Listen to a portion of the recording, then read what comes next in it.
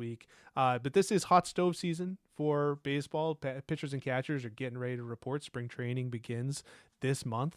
And the Red Sox have made some moves. I think by and large, people have been happy with the moves they've made pitching wise. But the lineup still bears some improvement. They've been connected with Alex Bregman, recently been reconnected with Nolan Arenado. The question I'll put to both of you guys is, do you feel that the Red Sox offensively have improved from where they were at last year?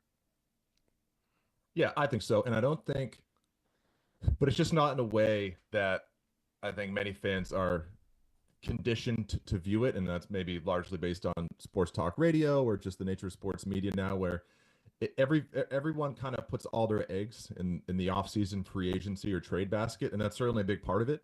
But, I think this is true for all four sports, that the most discounted variable every year is internal development, and just accounting for the possibility of players you already have taking a step forward. But you have to do it realistically, right? Like, you wouldn't look at this Red Sox team and say, well, what if Willie Abreu turns into an MVP candidate? You can't reasonably suggest that. But you could say, what if Triston Casas hits 40 home runs? That's a realistic thing that could happen. And then you start laying out all those variables, and you say how many need to break their way for them to exceed expectations or go the other way.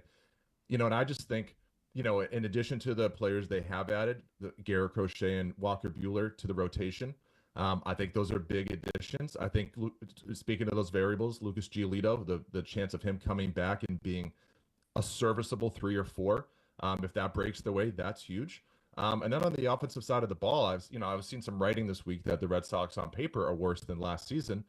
And maybe that's true if you just look at them on paper in the final week of September. But if you just look at them overall in a season where they basically didn't have Triston Casas or Trevor Story, and Rafael Devers was dealing with injuries throughout the year, just the fact that all those guys are back and healthy, I think makes them, at least from the jump, better than they were on paper on offense for much of last season. And then, again, those variables, Roman Anthony, Kristian Campbell, when you're talking about two guys that are top 5 prospects in baseball that are basically on the cusp of big league promotion. We're not talking about guys in AA or single A.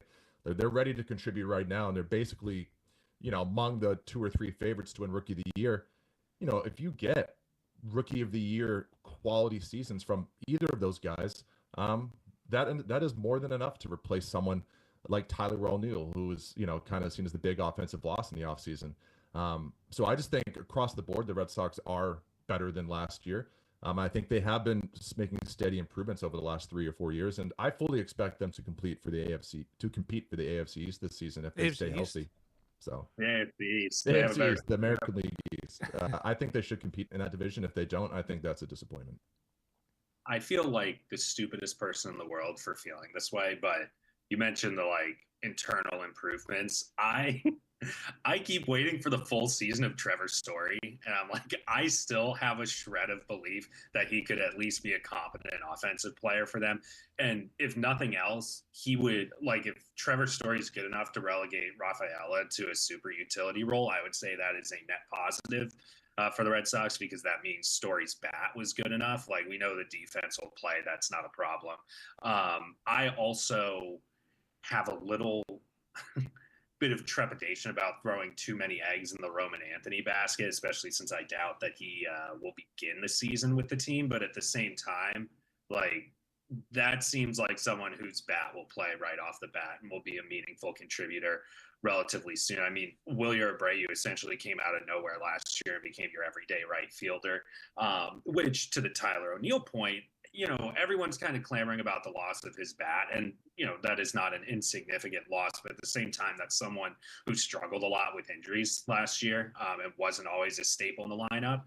So you kind of learn to live without him. One might say that if they actually used Masataka Yoshida correctly, they maybe would have gotten a little bit more offensive production there. So I do agree with your overarching point, Dakota, that the internal improvement suggests to me that the offense will be better. You're basically banking on them getting some sort of boon from what's already there to offset the loss of Tyler O'Neill if the roster stays the way it is now. If they get Arenado, I think you kind of throw, or Bregman for that matter, even though I'm a little bit more, I don't know, wary of signing Alex Bregman. But there's, if they got worse, it's not by a whole lot just because they lost Tyler O'Neill.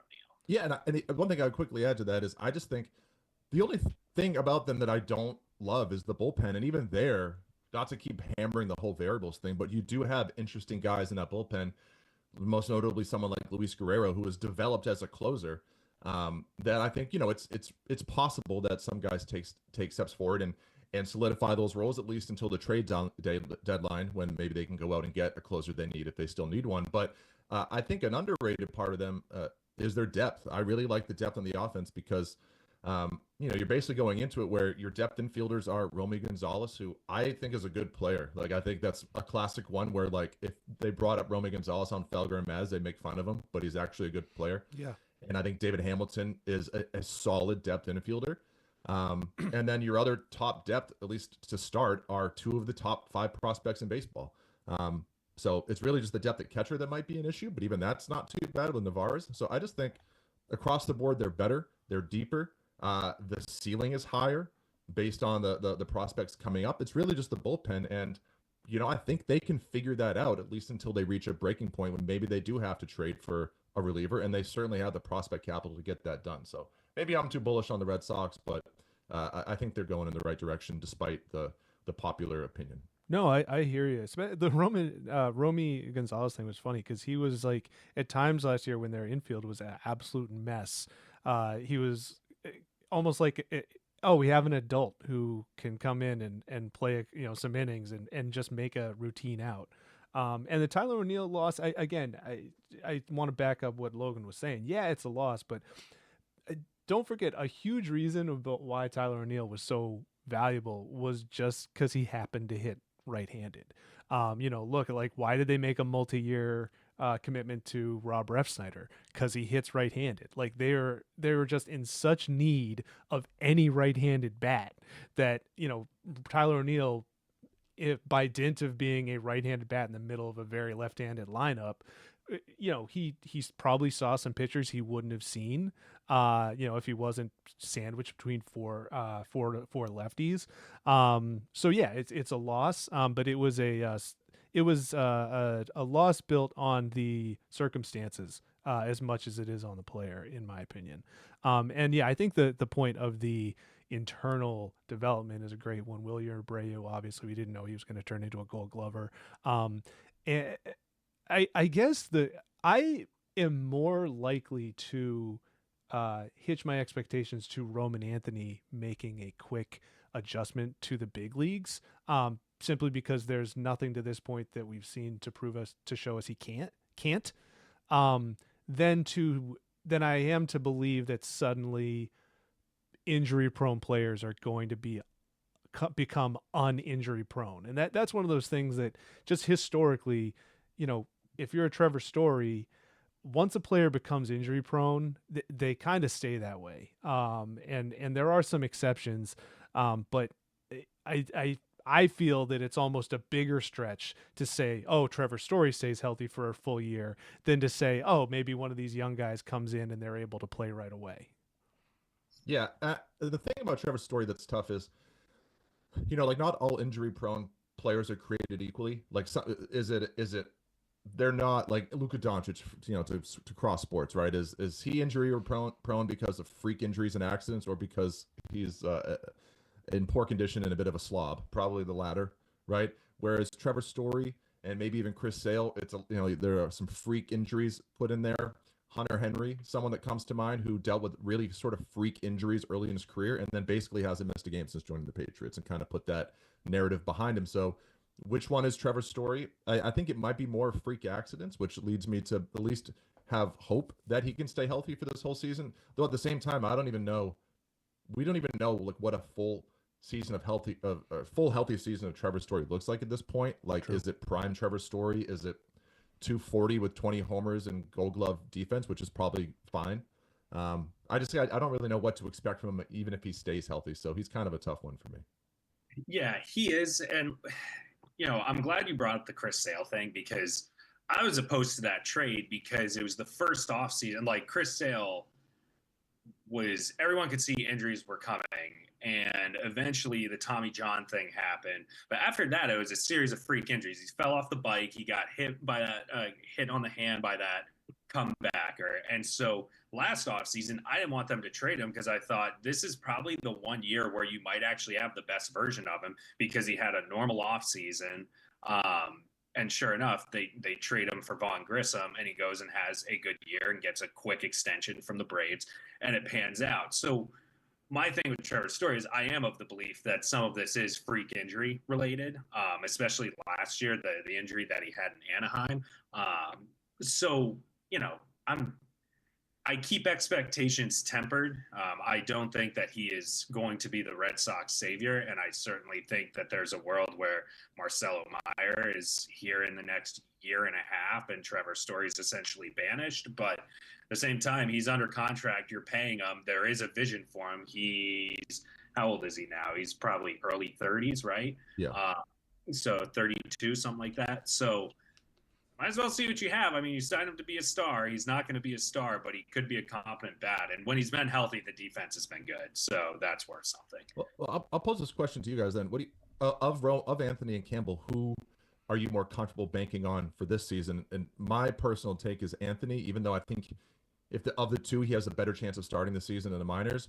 But I think him because he doesn't have platoon splits. He's shown the ability to hit lefties just fine, and he gets on base a lot, which is one of the reasons why I always felt good about Triston Casas coming into the big leagues because his approach to the plate was so good. And on the other side, Campbell, I mean, I'm not a scout, or I don't spend all my time in Baseball Savant, but it seems like the one hang up that a lot of these people ranking prospects have on him, the one last hang up is that he's got a very unorthodox swing. A lot of people compare him to Hunter Pence and say that there's really only one Hunter Pence that's made that kind of weird, unorthodox swing work at a high level. You know what? Maybe he comes up and pitchers learn how to attack that weird swing, and then there's an adjustment period for him. So maybe he takes a little bit longer than someone like Roman Anthony. But I'm just curious, of the two, who you guys think has a better chance to meet expectations this season? I agree on Anthony. I'm also, this might be a me problem, I'm generally skeptical of sudden risers. That's exactly what I was going to say. Yeah. So I don't doubt that Kristian Campbell will be a very useful player, but there is something to me where it's like, so last year this guy was barely on anyone's radar, and now we're fast tracking him to the big leagues. Is it Mookie Betts? Because that's the last unprecedented rise for someone. And that's what people always say. Well, he could be the next Mookie Betts. I don't care. Is he Mookie Betts? Mookie Betts might just be a unicorn. You don't make moves hoping that he's a once in a generation talent. So yeah, that's my thing. Is I could see Roman Anthony has had the pedigree for a while, where you've seen, you can probably feel pretty comfortable putting him up against big league pitching and knowing that the at bats will be good enough. I can sooner see a situation where Campbell ends up getting called up, is completely overmatched, and then what happens? Did you wreck the guy's confidence, and then you're sending him right back to the minors? So that would be my doubt there.